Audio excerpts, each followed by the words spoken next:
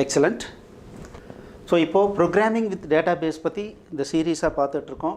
நீங்கள் டைரெக்டாக இந்த வீடியோவுக்கு வந்தீங்கன்னா நீங்கள் இதுக்கு முன்னால் ஒரு 4-5 வீடியோக்கு முன்னால் இந்த ப்ளேலிஸ்ட்டில் போனீங்கன்னா இதனுடைய ஸ்டார்டிங்லேருந்து பார்த்துட்டு வந்தீங்க அப்படின்னா உங்களுக்கு இன்னும் நல்லா புரியும். ஓகே, ஸோ இந்த கிளாஸில் என்ன பார்க்க போகிறோம் அப்படின்னா, என்ஜின் பேஸ்டு டேட்டாபேஸஸ் அது கூட இன்ட்ராக்ட் பண்ணணும் அப்படின்னா நம்ம ஒரு ப்ரோக்ராமராக என்ன தெரிஞ்சு வச்சுருக்கணும் அப்படிங்கிறத நம்ம இந்த கிளாஸில் பார்க்க போகிறோம். ஸோ இதுக்கு பின்னால் இருக்கிற கான்செப்ட் இது தான். ஸோ இப்போ பார்த்தீங்கன்னா என்ஜின் பேஸ்ட் அப்படின்னாவே இந்த டேட்டா பேஸுக்குன்னு ஒரு தனி சர்வர் வச்சுப்பாங்க. பட் நம்ம டெவலப்மெண்ட் பண்ணும்போது என்ன பண்ணுவோம்னா, ஒரே பிசி இருக்கும், அதுலேயே டேட்டா பேஸ் சர்வரும் போட்டுருவோம், அங்கேயே தான் நம்மளுடைய டெவலப்மெண்ட்டுக்கு உண்டான டூல்ஸ்லாம் இருக்கும், நம்ம பண்ணுவோம். அப்போது இது ரெண்டும் ஒன்றா இருக்கும். பட் அதை பற்றி கவலை இல்லை. இப்போதைக்கு நீங்கள் இந்த மாதிரி பிரித்து வச்சுக்கிட்டிங்கன்னா நீங்கள் ஈஸியாக வந்து புரிஞ்சிக்கிறதுக்கு வசதியாக இருக்கும். ஓகே, இப்போது நம்மளுடைய டேட்டா பேஸ் வந்து ஒரு தனி சர்வரில் இருக்கிறதா வச்சுக்கலாம். இந்த சர்வரில் இருக்கிறத ஒரு கிளையண்ட் மிஷின்லேருந்து நம்ம கனெக்ஷன் எஸ்டாப்ளிஷ் பண்ணுறது தான் மெயின் ஒர்க்.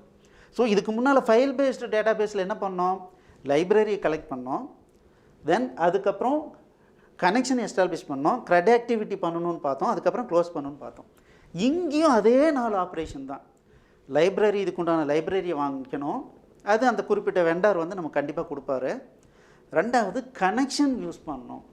இந்த என்ஜின் பேஸ்டு டேட்டா பேஸில் கனெக்ஷன் பண்ணுறதுக்கு முக்கியமாக நமக்கு தெரிய வேண்டியது என்னென்னா கனெக்ஷன் ஸ்ட்ரிங். எதுக்காக இந்த கனெக்ஷன் ஸ்ட்ரிங்னா, இப்போது ஒரு மைக்ரோசாஃப்ட் எஸ்கியூஎல் சர்வராக இருக்கலாம், இல்லை ஆரக்கிளாக இருக்கலாம், MySQL இருக்கலாம், அவங்க ஒரு லைப்ரரி ஃபைல் நமக்கு கொடுத்துருக்காங்க.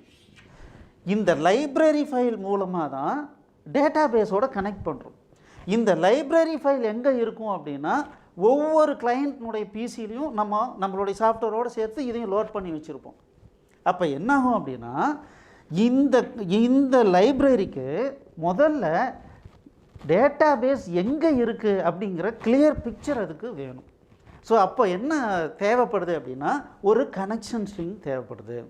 இந்த கனெக்ஷன் ஸ்ட்ரிங்கில் 5 இன்ஃபர்மேஷன் தேவைப்படுது. என்னென்ன அப்படின்னா, சர்வர்னுடைய ஐடென்டிஃபிகேஷன், அதாவது நம்மளுடைய டேட்டா பேஸ் எங்கே இருக்கோ அந்த டேட்டா பேஸினுடைய சர்வர்னுடைய ஐடென்டிஃபிகேஷன். ஓகே, நம்ம ஏற்கனவே பார்த்தோம், ஒரு மிஷினில் என்ஜின் பேஸ்டு RDBMS அப்படின்னாவே OS ஸ்டார்ட் பண்ணும்போதே ஒரு சாஃப்ட்வேர் என்ன ஆகும், பேக்கெண்டில் ஸ்டார்ட் ஆகி ரன் ஆகிட்டே இருக்கும், மிஷின் ஆஃப் பண்ணுற வரைக்கும் அது ரன் ஆகிட்டே இருக்கும் அப்படின்னு பார்த்தோம்.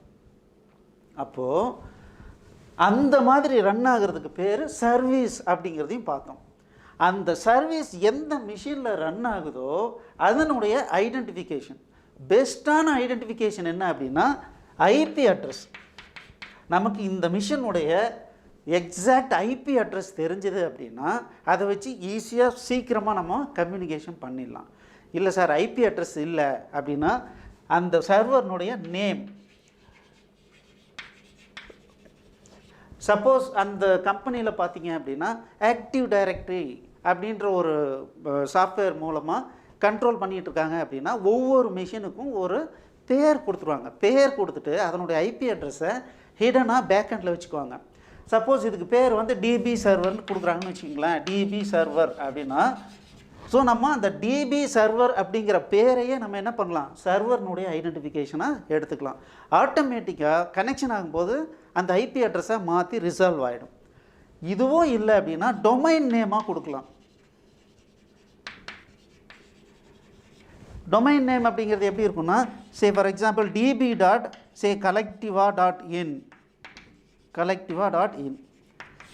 இந்த மாதிரி ஒரு டொமைன் நேமாகவும் இருக்கலாம். ஒரு மொத்தத்தில் டேட்டாபேஸ் எந்த மெஷினில் இருக்கிற டேட்டாபேஸினுடைய சர்வீஸை கனெக்ட் பண்ணுமோ அந்த மெஷினுடைய ஐபி அட்ரஸுக்கு ஈக்குவலண்ட்டான ஐபி அட்ரஸ் அல்லது அந்த மெஷினுடைய நேம், அப்படி இல்லைன்னா டொமைன் நேம். இந்த 3 நேமில் நமக்கு ஏதாவது ஒன்று கண்டிப்பாக தெரியணும். ரெண்டாவது ஆப்ஷனலாக போர்ட் நம்பர். நல்லா புரிஞ்சுக்கங்க, ஒரு மிஷின் எடுத்துட்டோம் அப்படின்னா ஒரு ஆப்ரேட்டிங் சிஸ்டத்தில் நம்மளுடைய டேட்டாபேஸ் சர்வீஸ் மட்டும்தான் பேக்கெண்டில் ரன் ஆகிட்டே இருக்கணும் அப்படின்ற அவசியம் கிடையாது. மெயில் சர்வர் இருக்கலாம், FTP சர்வர் இருக்கலாம், வெப் சர்வர் இருக்கலாம், இந்த மாதிரி நிறைய சர்வர் இருக்குது. ஸோ எத்தனை சர்வர் வேணாலும் ரன் ஆகிட்டு இருக்கலாம்.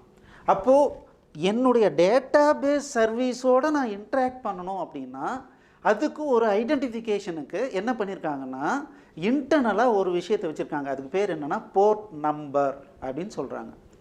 ஸோ நம்மளுடைய டேட்டாபேஸ் சர்வீஸ் கண்டிப்பாக ஒரு குறிப்பிட்ட போர்ட் நம்பரில் தான் ரன் ஆகும். அப்போது அந்த போர்ட் நம்பர் நமக்கு தெரியணும். பட் இப்போ பார்த்தீங்க அப்படின்னா ஆரக்கிள் அப்படின்னா ஒரு குறிப்பிட்ட போர்ட் நம்பர் வேர்ல்டு ஃபுல்லாக அது வந்து ரிசர்வ் பண்ணிட்டாங்க. அதே மாதிரி பார்த்தீங்கன்னா எஸ்கியூஎல் சர்வர்னால் ஒரு குறிப்பிட்ட போர்ட்டை ரிசர்வ் பண்ணியிருக்காங்க. MySQLனால் அதுக்குன்னு ஒரு போர்ட்டை ரிசர்வ் பண்ணியிருக்காங்க. நம்ம என்ன பண்ண போகிறோம், அவங்களுடைய லைப்ரரி வழியாக தானே கனெக்டிவிட்டியை எஸ்டாப்ளிஷ் பண்ண போகிறோம். அப்போது அவங்களுக்கு டீஃபால்ட்டாக என்ன போர்ட் நம்பர் அப்படிங்கிறது நம்ம ஸ்பெசிஃபை பண்ணலைனாலும் அவங்களா ஒரு நம்பரை வந்து ஏற்கனவே இருக்கிற நம்பர் கொடுத்து ட்ரை பண்ணி பார்ப்பாங்க. சப்போஸ் நம்மளுடைய மிஷினில் இந்த டிபி சர்வருக்கு நம்ம இன்ஸ்டால் பண்ணும்போது வேறு போர்ட் நம்பரும் கொடுத்துருக்கலாம். அந்த மாதிரி டிஃபால்ட் போர்ட் நம்பர் இல்லாமல் வேறு போர்ட் நம்பரில் இன்ஸ்டால் பண்ணியிருந்தோம் மட்டும் நமக்கு அந்த போர்ட் நம்பர் கம்பல்சரியாக ஸ்பெசிஃபை பண்ணும். இந்த ரெண்டும் ஸ்பெசிஃபை பண்ணால் தான் எத்தனையோ மிஷின் இருக்கும், அதில் எந்த மிஷினில் நம்மளுடைய சர்வீஸ் இருக்குதுன்னு ஐடென்டிஃபை பண்ணுது. அந்த மிஷினில் பல சர்வீஸ் இருக்கும், அதில் எந்த பர்டிகுலர் சர்வீஸ் அப்படிங்கிறத போர்ட் நம்பர் வச்சு ஐடென்டிஃபை பண்ணுறாங்க. இந்த ரெண்டும் சர்வீஸை லொக்கேட் பண்ணுறதுக்கு நமக்கு யூஸ் ஆகுது. இப்போ இந்த ஒரு சர்வீஸை எடுத்துட்டோம் அப்படின்னோம்னா டேட்டாபேஸ் சர்வீஸ் ஒரு டேட்டாபேஸ் தான் இருக்கணுன்ற அவசியம் கிடையாது. இந்த என்ஜின் பேஸ்டு டேட்டாபேஸ் அப்ளிகேஷன்ஸ்லாம் பார்த்திங்கன்னா மல்டிபிள் டேட்டாபேஸை நம்ம ஹோஸ்ட் பண்ணிக்கலாம். அப்போது இந்த 3 டேட்டாபேஸில் எந்த டேட்டாபேஸோட கனெக்டிவிட்டி பண்ணணும், சப்போஸ் இது எக்ஸ்ன்னு வச்சுக்கலாம், இது ஒய்ன்னு வச்சுக்கலாம், இது இஜெட்னு வச்சுக்கலாம். இந்த 3 டேட்டாபேஸ் இருக்குது. அப்போ 3 டேட்டாபேஸோட எந்த டேட்டாபேஸோட கனெக்ட் பண்ணுன்ற இன்ஃபர்மேஷனை கண்டிப்பாக ப்ரொவைட் பண்ணும். அப்போது அந்த டேட்டாபேஸினுடைய பேர். அதுக்கப்புறம் RDBMS அப்படின்னாவே ஹை செக்யூரிட்டி. இந்த செக்யூரிட்டிக்கு யூசர் நேம் பாஸ்வேர்டு தெரியணும். நம்ம யூசர் நேம் பாஸ்வேர்டு தெரியாமல் ஒரு டேட்டாபேஸ் கூட நம்ம இன்ட்ராக்ட் பண்ணவே முடியாது. அப்போது என்ன யூசர் நேம் என்ன பாஸ்வேர்டு இது எல்லாத்தையும் சேர்த்து ஒரு ஸ்ட்ரிங்காக அவங்க என்ன பண்ண சொல்கிறாங்கன்னா ஒரு பேட்டர்ன் கொடுத்துருக்காங்க. ஒவ்வொரு லாங்குவேஜ்லேயும் ஒவ்வொரு சர்வீஸ் ப்ரொவைடரும் என்ன பண்ணுறாங்கன்னா டிஃப்ரெண்ட் பேட்டர்ன் கொடுத்துருக்காங்க. அந்த பேட்டர்ன் என்னன்னு தெரிஞ்சு அந்த ஒரு ஸ்ட்ரிங்காக ஃபார்மேட் பண்ணிவிட்டு என்ன பண்ணணும், நம்ம அந்த லைப்ரரிக்கு இன்புட் கொடுக்கணும். அப்போ தான் கனெக்ஷன் சக்ஸஸ்ஃபுல்லாக எஸ்டாப்ளிஷ் ஆகும். அந்த ஸ்ட்ரிங்குக்கு பேர் என்னன்னு சொல்கிறோன்னா கனெக்ஷன் ஸ்ட்ரிங் அப்படின்னு சொல்கிறோம். இந்த கனெக்ஷன் ஸ்ட்ரிங்கில் என்னென்ன இன்ஃபர்மேஷன் இருக்கும், இந்த 5 இன்ஃபர்மேஷன் மினிமம் இருக்கும். இதில் போர்ட் நம்பரை விட்டுட்டோம் அப்படின்னோம்னா 4 இன்ஃபர்மேஷன் மினிமம் கொடுத்தா தான் என்ஜின் பேஸ்ட் அப்ளிகேஷன்ஸில் நம்ம கனெக்டிவிட்டியை பண்ணிக்க முடியும். ஒன்ஸ் கனெக்டிவிட்டி பண்ணிட்டோம்னா எகெயின் அந்த லைப்ரரியில் இருக்கிற ஃபங்க்ஷன்ஸை யூஸ் பண்ணி க்ரெட் ஆக்டிவிட்டி பண்ணிவிட்டு ஃபைனலாக கனெக்ஷனை க்ளோஸ் பண்ணிக்கலாம். ஸோ இவ்வளவு தான் என்ன அப்படின்னா இந்த டேட்டாபேஸினுடைய மெயின் கான்செப்ட். ப்ரோக்ராமரை பொறுத்த வரைக்கும் இது நல்லா தெரிஞ்சது அப்படின்னா நம்ம என்ன பண்ணலாம், சாஃப்ட்வேர் ஈஸியாக டெவலப்மெண்ட் பண்ணிக்கலாம். சரி, இப்போ இதை பேஸ் பண்ணி நாங்கள் என்ன மாதிரியாக சொல்லி கொடுக்குறோம், ப்ராக்டிக்கலாக ஏதாவது எக்ஸாம்பிள்ஸ் இருக்கா அப்படிங்கிறத அடுத்ததாக நம்ம பார்க்கலாம். தேங்க்யூ.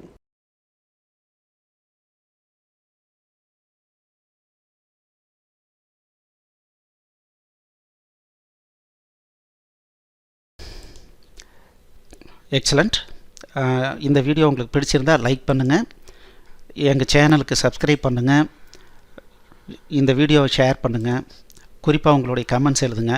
மேலும் எங்களுடைய அனைத்து கோர்ஸ் என்னென்ன வச்சுருக்கோன்றதை பார்க்குறதுக்கு கீழே இருக்கிற டிஸ்கிரிப்ஷனை கண்டிப்பாக படிங்க. தேங்க்யூ.